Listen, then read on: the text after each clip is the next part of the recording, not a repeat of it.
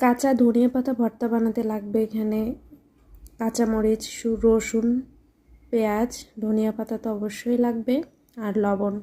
Just এই কয়টা উপকরণ, এগুলা হলো শিলপাটায় বেটে নিলেই সুন্দর একটা ভর্তা হয়ে যাবে। আর এটা খেতে কিন্তু খুবই মজা লাগে গরম ভাতের সাথে।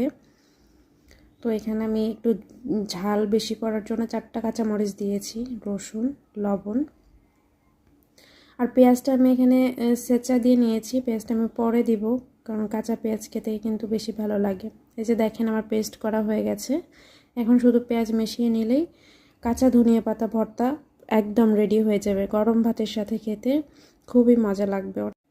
তো কে কে পছন্দ করেন এই কাঁচা ধনিয়া পাতা ভর্তা? আমার তো ভীষণই পছন্দ। ডাইনিং টেবিলে খাবারের সময় এরকম একটা ভর্তা যদি থাকে খাবারের পাতে, তখন কিন্তু একটু বেশি